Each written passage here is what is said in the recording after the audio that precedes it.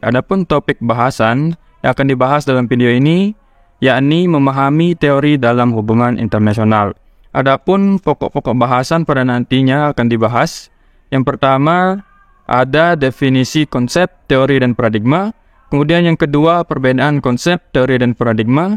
Yang ketiga membahas mengenai ragam teori. Dan yang keempat membahas mengenai kriteria teori yang baik dan buruk dalam studi hubungan internasional. Langsung saja pada materi yang pertama yakni definisi konsep. Jadi pada dasarnya konsep merupakan abstraksi dari suatu gambaran ide, sebagaimana kan memahami konsep sebagai suatu gambaran yang bersifat umum atau abstrak tentang sesuatu. Dalam hal ini pemahaman Kant terhadap konsep sejalan dengan pandangan Sujadi yang mana ia menggambarkan konsep sebagai sebuah ide abstrak yang dapat digunakan untuk melakukan klasifikasi atau penggolongan yang pada umumnya dinyatakan dengan suatu istilah atau rangkaian kata atau lambang bahasa. Dengan demikian, sederhananya konsep ialah sebuah manifestasi dari ide abstrak yang membentuk suatu pola dalam lambang bahasa guna menjelaskan objek-objek di sekitar yang pada perkembangannya mampu membentuk pengetahuan yang berfungsi untuk mempermudah suatu pemahaman atas suatu fenomena yang terjadi di dunia. Selanjutnya yakni definisi teori. Menurut Wayne Cahoy dan Cecil G. Miskell, dalam Sugiono, teori adalah seperangkat konsep, asumsi, dan generalisasi yang dapat digunakan untuk mengungkapkan dan menjelaskan perilaku dalam berbagai organisasi. Dari penjelasan tersebut dapat dipahami bahwa teori merupakan serangkaian bagian atau variabel, definisi, dan dalil yang saling berhubungan, yang menghadirkan sebuah pandangan sistematis mengenai fenomena dengan menentukan hubungan antar variabel, dengan maksud menjelaskan fenomena yang terjadi pada dunia, terkhusus pada suatu kelompok dengan kelompok yang berbeda. Secara sederhana, teori dapat disimpulkan sebagai sebuah tools atau alat dalam rangka memberikan pemahaman yang mudah atas fenomena-fenomena yang telah terkonseptualisasi.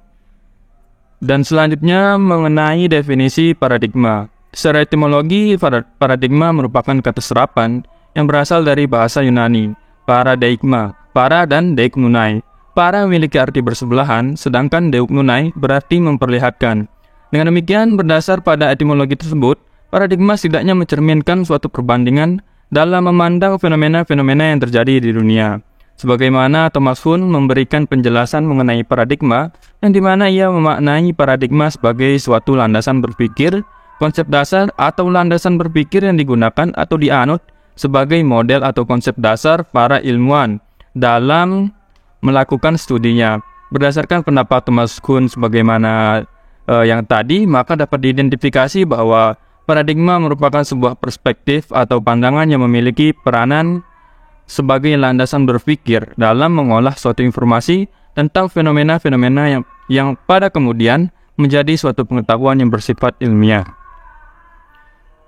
Selanjutnya, pembahasan mengenai perbedaan konsep, teori, dan paradigma. Secara sederhana, konsep dapat dipahami sebagai ide abstrak, gagasan umum, atau pemahaman tentang suatu. Sedangkan teori ialah prinsip umum yang kredibel secara ilmiah yang dapat menjelaskan suatu fenomena. Kemudian, paradigma. Sederhananya merupakan pola pikir, mekanisme, dan cara pandang seseorang dalam memahami sesuatu di lingkungannya.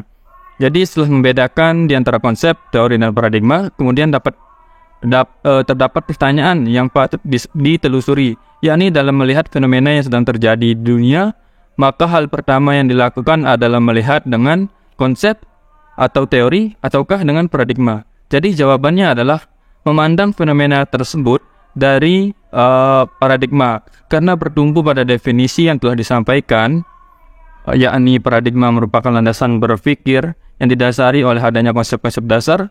Kemudian bahasan fenomena tersebut mengerucut pada penjelasan teori, kemudian diperjelas dalam artian sempit oleh konsep-konsep.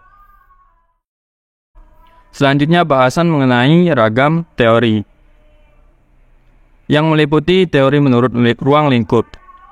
Di dalam teori menurut ruang lingkup ini terdapat grand teori. Grand teori atau teori besar merupakan teori yang memiliki cakupan wilayah, bahasan yang luas, serta mengandung teori-teori komprehensif yang berkenaan dengan bentuk abstraksi tertinggi, suatu peneorian yang tersusun atas konsep-konsep yang diprioritaskan atas pemahaman pada dunia sosial. Adapun contoh grand teori atau teori besar dalam hubungan internasional seperti teori arus utama seperti realisme, liberalisme, marxisme, dan konstruktivisme. Selanjutnya, di dalam teori menurut ruang lingkup ini terdapat juga middle range teori atau teori menengah. Middle range teori disepakati menjadi suatu bidang yang relatif luas dari suatu kenyataan, akan tetapi tidak membahas keseluruhan fenomena, namun sangat memperhatikan kedisiplinan. Adapun contoh dari middle range teori ini seperti Copenhagen School, mazhab Copenhagen, The English School atau mazhab Inggris, dan deterrency teori. Lalu kemudian di dalam ragam teori ini terdapat juga pembahasan mengenai teori menurut tujuan. Di dalam teori menurut tujuan ini yang pertama teori tradisional atau positivisme. Positivisme adalah pendekatan filosofis yang menekankan penggunaan bukti empiris dan metode ilmiah untuk memahami dunia. Secara keseluruhan, tujuan teori positivis adalah menyediakan kerangka kerja untuk memahami dunia yang didasarkan pada bukti empiris dan mengembangkan pengetahuan ilmiah yang objektif, universal, dan dapat diuji. Selanjutnya yakni teori kritis atau post-positivisme. Post-positivisme adalah pendekatan filosofis dan metodologis yang muncul sebagai jawaban atas keterbatasan positivisme dalam ilmu sosial. Secara keseluruhan, post-positivisme adalah pendekatan teoritis dan metodologis yang berupaya memperluas pemahaman kita tentang bagaimana pengetahuan dikonstruksi dalam ilmu sosial. Selanjutnya berlanjut pada teori normatif. Teori normatif sendiri memiliki kaitan dengan etika dan moral antara berbagai pelaku di dunia global. Sebagaimana Mark Hofman sendiri mengemukakan beberapa isu-isu yang penting dalam teori ini adalah otonomi negara, HAM, etika, intervensi, kerusakan lingkungan, dan keadilan distributif. Selanjutnya yakni membahas mengenai kriteria teori yang baik dan buruk. Sebagaimana Kegley mengungkapkan bahwa sebuah teori hubungan internasional harus melakukan 4 tugas utama, yakni mendeskripsikan, menjelaskan, memprediksi, dan menentukan. Dalam hal ini, pernyataan yang Kegley lontarkan dapat dianggap sebagai kriteria yang baik untuk menilai sebuah teori. Selain itu, bertumpu pada pokok pemikiran Thomas Kuhn dalam bukunya The Structure of Scientific Revolution 1962, maka setidaknya terdapat beberapa unsur pokok yang harus terkandung dalam sebuah teori. Di antaranya yakni well-defined concept, yang kedua basic assumption, yang ketiga proposition, yang keempat unit of analysis, dan yang kelima level of analysis. Jadi setelah membahas kriteria yang baik tadi, selanjutnya akan dibahas mengenai kriteria teori yang buruk dalam studi hubungan internasional. Adapun kriteria teori yang buruk setidaknya meliputi beberapa hal. Yang pertama, hal yang sangat fundamental adalah mengandung asumsi dasar yang cacat logika atau tidak rasional.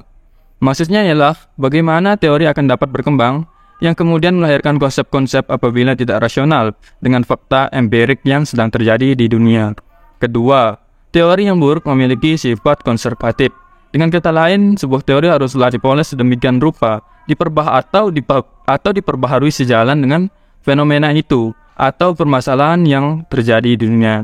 Yang ketiga, yakni teori tidak dapat merefleksikan diri dengan teori lain maupun dengan permasalahan tertentu. Atau dengan kata lain, teori yang buruk itu tidak tepat sasaran. Dengan demikian, hanya itu yang bisa saya sampaikan. Terima kasih.